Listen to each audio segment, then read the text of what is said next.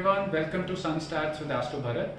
आज मैं कुछ स्नैपशॉट टेक्निक्स आपके सामने ला रहा हूँ 5 राशिज के लिए, specifically cancer, Libra, Scorpio, Capricorn और एक्वेरियस। आपका असेंडेंट कोई भी हो, कहीं ना कहीं ये 5 राशियाँ तो होंगी, तो उस रिलेटिव से कंसर्न कुछ आप टेक्निक्स को यूज़ करके प्रिडिक्शन कर सकते हैं, रीडिंग कर सकते हैं और अपने ही चार्ट से पता लगा सकते हैं कि इन रिलेटिव्स की लाइफ में क्या हो रहा है या क्या होने जा रहा है। मैं सबसे पहले स्कॉर्पियो लगन को लेता हूं, क्योंकि स्कॉर्पियो लगन के बेस के हेल्प से हम इन दूसरे राशिज पे जाएंगे और उनकी टेक्निक्स को समझेंगे। जो स्कॉर्पियो लगन होता है उसको मंगल रूल करता है, और स्कॉर्पियो के बारे में आपने बहुत बार सुना होगा कि Scorpio is a sign of transformation. वहाँ पे चीज़ें सडनली होती हैं, और मंगल जो उसका रूलर है वो एक अग्रेसिव प्लैनेट है, क्रूअल है, थोड़ा सा हार्श भी है और बहुत ब्लंट है, स्ट्रॉन्ग है। मंगल स्कॉर्पियो लगन के लिए 6th Lord of disputes, disagreement, aggression बन जाता है। और जब 6th हाउस का टाइम पीरियड आता है, हम जानते हैं कि पर्सन डिफाई करता है रूल्स को, चीज़ों को कन्वेंशनली मानता नहीं है, डिसएग्री करता है लोगों से। तो फॉर स्कॉर्पियो लगन मंगल बिकम्स अ प्लैनेट जो बहुत अग्रेसिव हो जाता है, बहुत ही ज़्यादा हार्श हो जाता है, क्रूअल हो जाता है और बहुत ज़्यादा फाइट करता है। स्कॉर्पियो आपकी कुंडली में कहीं पे भी हो, उस पर्सन से कनेक्टेड ट्रेड्स आपके बारे में पता लग जाएगा कि ये पर्सन बहुत क्रूअल हो सकता है, हार्श हो सकता है, डायरेक्ट हो सकता है, एग्रेसिव, बहुत एनर्जेटिक। फॉर एग्जांपल, अगर 8 नंबर राशि जो स्कॉर्पियो आपके 4th हाउस पे आती है, तो नेचुरली आपकी मदर को ये ट्रेड्स मिलेंगे, प्रोवाइडेड कोई बेनिफिक इन्फ्लुएंस ना हो, चाहे पोजिशन से हो, चाहे एस्पेक्ट से, चाहे कंजंक्शन से। हम ये मानते हैं कि इस मंगल पे किसी भी प्लैनेट का कोई प्रभाव नहीं है, देन नेचुरली ये ट्रेड्स शो होंगे।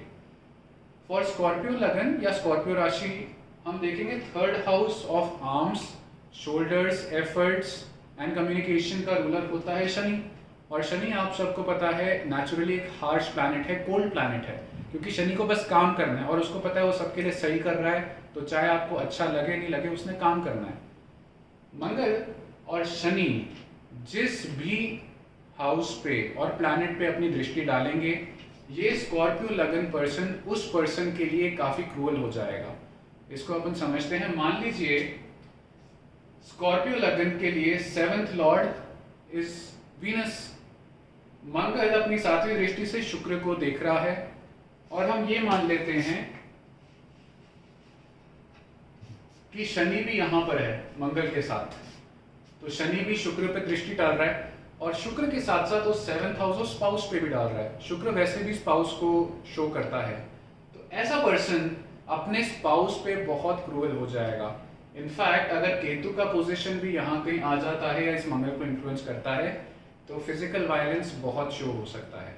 ये टेक्निक आप कहीं पर भी बैठा सकते हैं जहाँ पे स्कॉर्पियो साइन होगा। फॉर एग्जाम्पल, अगर आपके 11th हाउस में है और ये Mangal Shani, for example Scorpio sign आपके 11th हाउस में और मंगल शनि जुपिटर को शो कर रहे हैं और 5th हाउस को इन्फ्लुएंस कर रहे हैं, तो हम कह सकते हैं कि एल्डर ब्रदर अपने स्पाउस के लिए बहुत ज्यादा क्रूअल है, क्योंकि एल्डर ब्रदर से 7th हाउस 5th हाउस हो जाएगा। सो ये टेक्निक आप कहीं पे भी बैठा सकते हैं।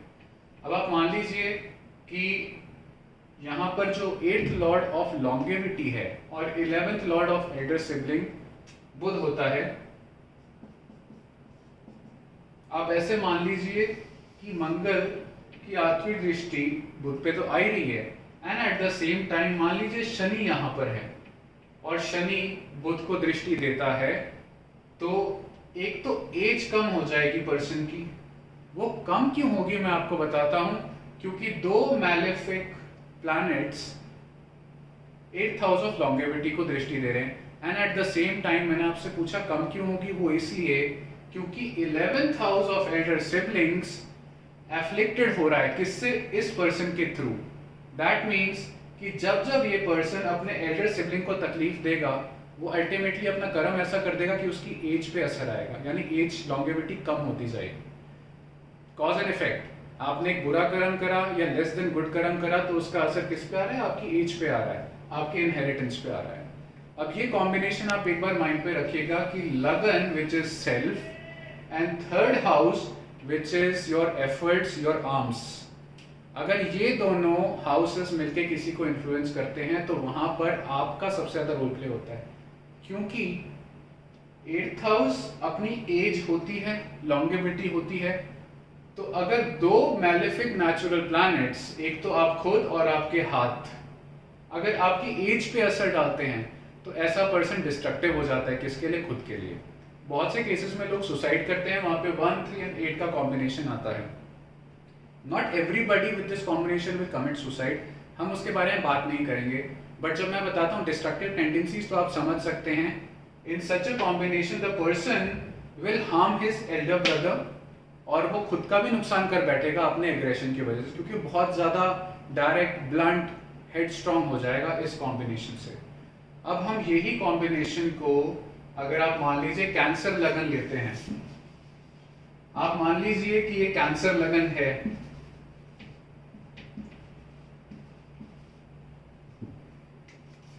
यहां पे 4 नंबर आ गया which is ruled by moon, और 3rd house of efforts and shoulders, arms, इसको बुध रूल कर रहा है। आप देखेंगे कि पुराने कॉम्बिनेशन में मंगल और शनि नेचुरल मैलेफिक हैं, और वो जहां पे दृष्टि दे रहे हैं द स्कॉर्पियो पर्सन, उसके लिए बहुत क्रूअल हो जाता है। सिमिलरली चंद्र एक बहुत सॉफ्ट प्लैनेट है और बुध नेचुरल बेनिफिक हैं, तो दो नेचुरल बेनिफिक जब मिलके किसी जगह पे इन्फ्लुएंस करेंगे, फॉर एग्जांपल यहाँ पे 10 नंबर राशि स्पाउस की आ गई, मान लीजिए वीनस है यहाँ पे, और मून और मरकरी इसको इन्फ्लुएंस करते हैं। दैट मीन्स ये पर्सन अपने स्पाउस के लिए बहुत ज्यादा केयरिंग, लविंग, अफेक्शनेट और चाइल्ड लाइक हो जाएगा। क्यों? क्योंकि दो शुभ ग्रह जो कि शोल्डर्स, आर्म, आपके एफर्ट और आपके सेल्फ को सिग्निफाई करते हैं, और वो कहीं पे इन्फ्लुएंस करते हैं, तो ऐसा प्लैनेट, ऐसा पर्सन नेक्स्ट पार्टी के लिए बहुत ज्यादा सॉफ्ट एंड केयरिंग हो जाएगा।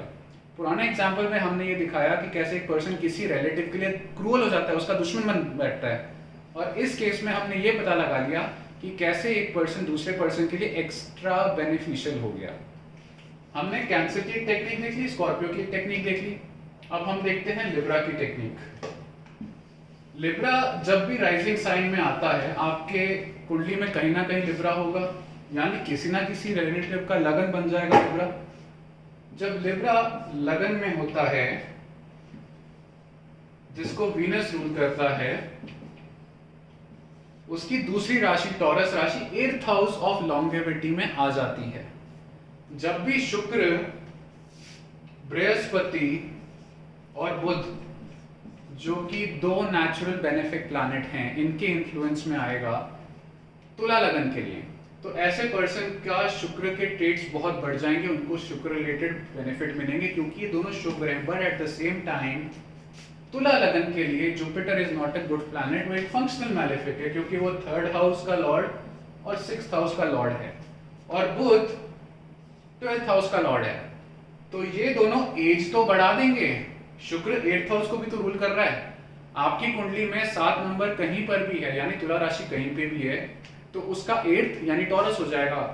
ऐसे पर्सन के लिए शुक्र एज दिखाएगा। अगर वो एफेक्टेड है तो ऐसे पर्सन की एज कम होगी, और अगर बेनिफिशियल इन्फ्लुएंस में है तो उसकी एज बढ़ जाएगी। बट अगर ऐसे पर्सन को वीनस, जुपिटर और मरकरी से इन्फ्लुएंस्ड है तो एज बढ़ेगी, but 6th house of disease and 12th house of hospitalisation भी होगा। बट एक बात याद रखिएगा कि दोनों नेचुरल बेनिफिक हैं। जब भी 6th हाउस, 8th हाउस और 12th हाउस के लॉर्ड नेचुरल मैलेफिक्स होते हैं, तब वो प्रॉब्लम ज्यादा क्रिएट करते हैं। सो इवन दो तुला लगन के लिए या तुला राशि के लिए 6th लॉर्ड और 12th लॉर्ड, जो कि एक अच्छे हाउसेस नहीं है, उनको दो नेचुरल बेनिफिक रूल कर रहे हैं, ये प्रॉब्लम तो देंगे, बट ये जो प्रॉब्लम होगी वो उतनी हार्ड नहीं होगी जैसे मार्स अगर 12th लॉर्ड होता या 6th लॉर्ड होता, या शनि 6th लॉर्ड और 12th लॉर्ड होता उस केस में। सो अगर तुला राशि के लिए वीनस स्ट्रॉन्ग है तो इस पर्सन की एज बहुत बढ़ जाती है। मान लीजिए 9th हाउस में आपकी तुला राशि आ गई, 9th है सिग्निफिकेटर ऑफ फादर, 2 यहां पर आ जाएगा, 7, 8, 9, 10, 11, 12, 1, 2, तो फादर और उनकी एज, अगर वीनस अच्छा है तो इनकी एज बढ़ जाएगी। सिमिलरली 7 नंबर यहां आ गया, और 2 नंबर जहां पर भी होगा वो मदर की एज दिखा देगा। सो वीनस स्ट्रॉन्ग होने पे मदर की एज बढ़ा देगा। हमने कैंसर कर लिया, लिब्रा कर लिया, स्कॉर्पियो कर लिया, अब हम एक साइन कैप्रिकॉर्न का लेते हैं एंड फाइनली एक्वेरियस का लेते हैं।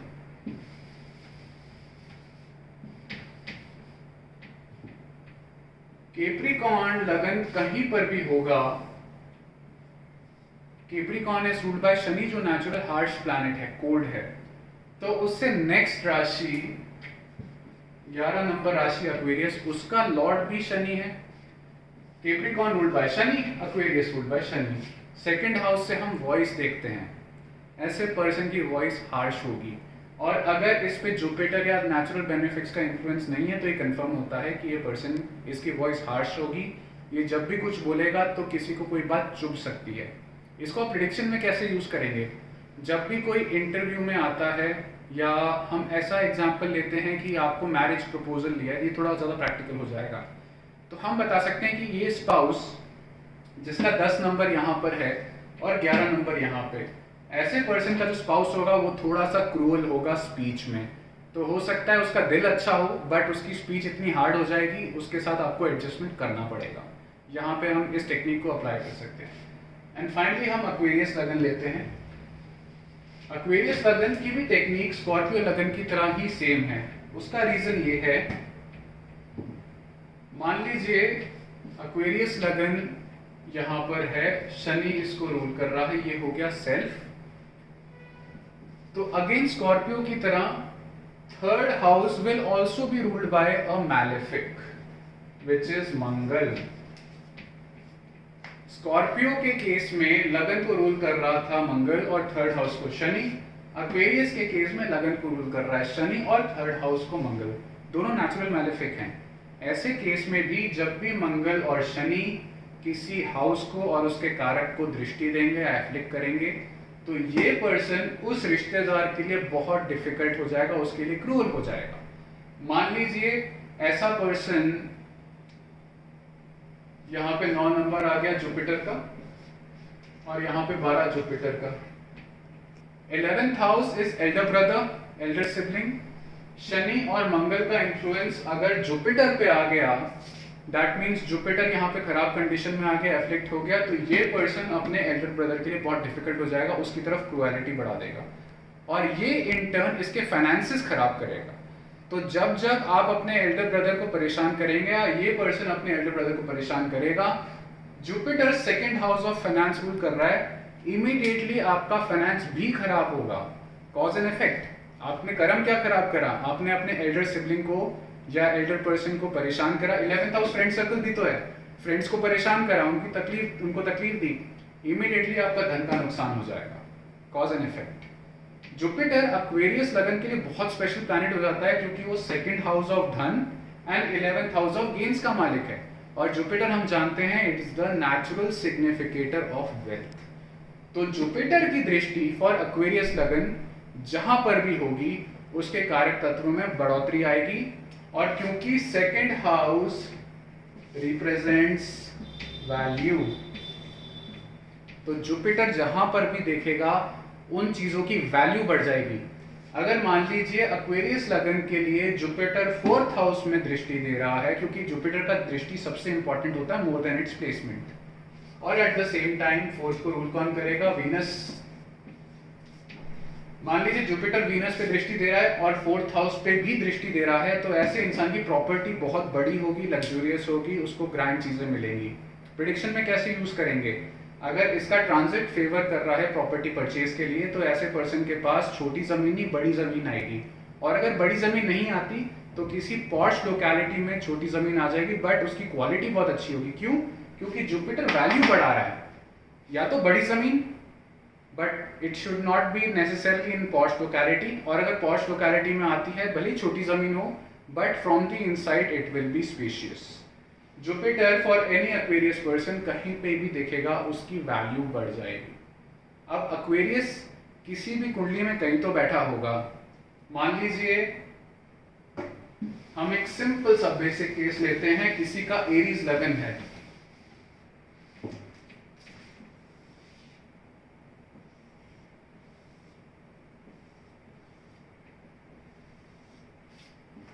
एरीज लगन में ऐसा केस है नहीं क्योंकि सेकंड लॉर्ड ऑफ वेल्थ तो जुपिटर है नहीं, second Lord of wealth is Venus.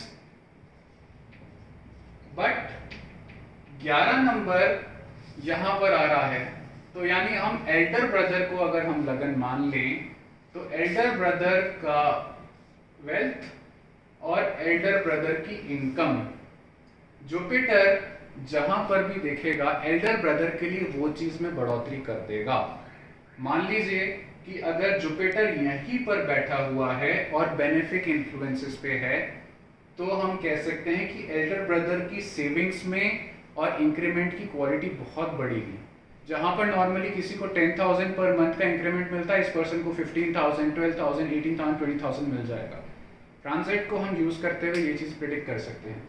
तो इस वीडियो में हमने cancer, Libra, Scorpio, Capricorn and Aquarius की कुछ छोटी सी स्नैपशॉट टेक्निक्स देखी हैं। अगर आपका लगन इन लगन में फॉल नहीं करता, इट इज ओके। ये राशियां कहीं तो आपकी कुंडली में होंगी, तो उस हाउस के रिलेटिव को देखते हुए आप इन स्नैपशॉट टेक्निक्स का यूज कर सकते हैं और प्रिडिक्शन दे सकते हैं। आई होप ये कुछ शॉर्ट टेक्निक्स जो कि बहुत प्रैक्टिकल हैं और कंसल्टेशन में असिस्ट करती हैं, अगर आप इनको यूज करेंगे तो बहुत अच्छा रहेगा। जैसे एक्वेरियस लगन हो या फिर स्कॉर्पियो लगन हो और 7th हाउस और वीनस को शनि और मंगल एफ्लिक्ट कर रहे हो और कोई मैच मेकिंग के लिए आया हो, तो हम गाइड कर सकते हैं हमारे क्लाइंट को कि ये जो मैच है, ये जो प्रॉस्पेक्ट है, ये आपके बेटे या बेटी की तरफ वायलेंस फ्यूचर में कर सकता है। So it is not really a recommended match. I hope आप इनको अपने प्रैक्टिकल एप्लीकेशंस में यूज़ कर पाएंगे। ये टेक्निक्स आपको फ़ायदा करेंगी। Thank you very much for watching sun starts with Bharat, astro Bharat, and I hope ये आपको फ्यूचर में काम आए। मैं ऐसी बहुत स्नैपशॉट टेक्निक्स, अच्छी टेक्निक्स जिनके आप प्रैक्टिकल एप्लीकेशन में यूज़ कर सकते हैं, लाता रहूँगा। नमस्ते।